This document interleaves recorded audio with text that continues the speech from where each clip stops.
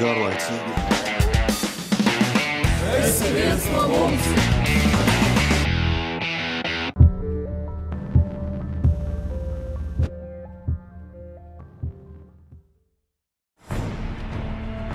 Pirms 25 gadiem Latvijā notika dziedošā revolūcija, tad kolektīvā apņēmība un varonība barikāžu laikā, Latvijas valstiskuma proklamēšana. Pirms 25 gadiem tika izveidota zemesardze, un vēl pirms dažiem gadiem jutām tādu kā stabilitāti un drošību.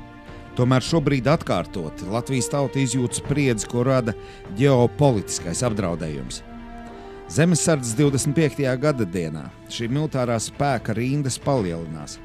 Nāk jauni cilvēki un vēlās mācīties aizstāvēt savu valsti. Šoreiz esam Zemesardzes 19. nodrošinājuma bataljona mācībās.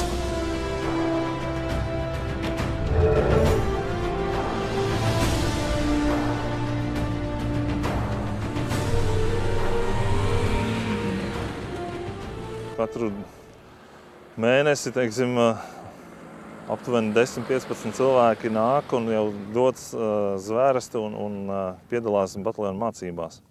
Manuprāt, ir dažādi iemesli. Viens ir šie te ģeopolitiskie notikumi, kas ir licis aizdomāties par tādām daudz augstākām matērijām, par strateģiskām lietām, par valsts drošību, ne tikai par savām ikdienas rūpēm, bet tādām daudz lielākām vērtībām, kas ir tā mūsu brīvība, mūsu drošība. Kaujai! Kaujai! Oguni!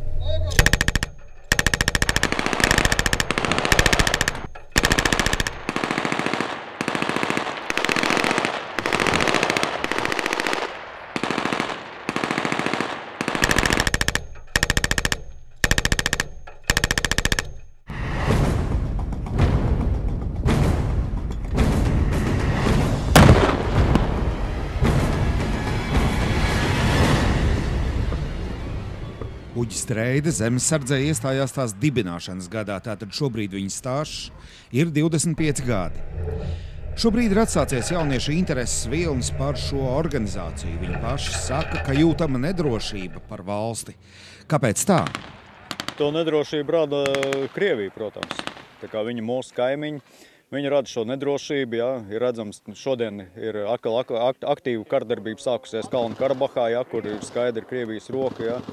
Un mēs nekad nevaram zināt, kur ir nākošā vieta, kur pastiepsies šī roka. Tāpēc ir jābūt gataviem pastāvēt par savu zemi, jebkurā laikā. Zemesardzē iestājas arī bijušie karavīri, piemēram, Andris Šņukuts, nesen atvaļinājās kapteiņa pakāpē.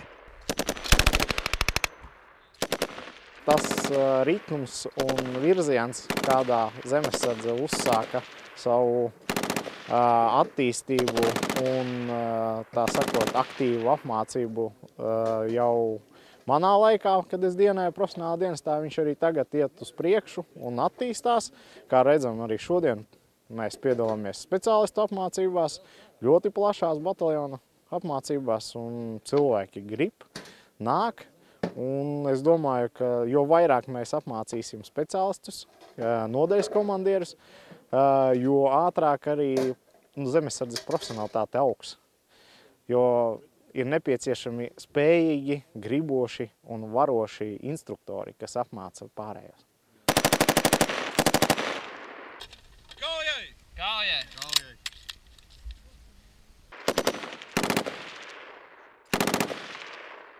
Intars Krūms obligātajā militārajā dienestā bija Zemesardzē. 90. gados tāda iespēja bija. Un uzreiz pēc tam viņš palika arī Zemesardzes profesionālajā dienestā. Tā 90. gada aura, kā lai to labāk pasaka.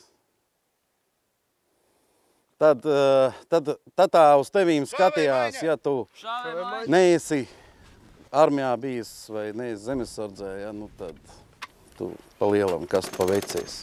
Labi, bišķīt! Nometri! Zemesardzē ir 25 gadi. Kas šajā laikā ir mainījies? Priecē tas, ka nav mainījies patriotisms, jo šeit nevienu ar koku ar koku neviens nav dzīts, un ka nav mainījies tas, ka zemesargi ziedo savu brīvo laiku, sestdienas, svētdienas, liela daļa arī darba dienas tiek iesaistīta apmācību procesā.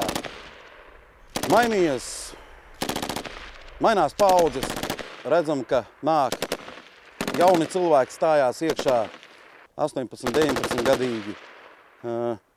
Lēnā garā mainās arī bruņojums, un uzskat viss ir tikai uz augšu.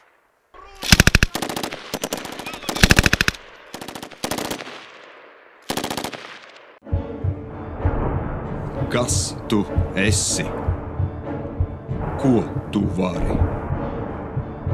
Kas tu būsi rīt?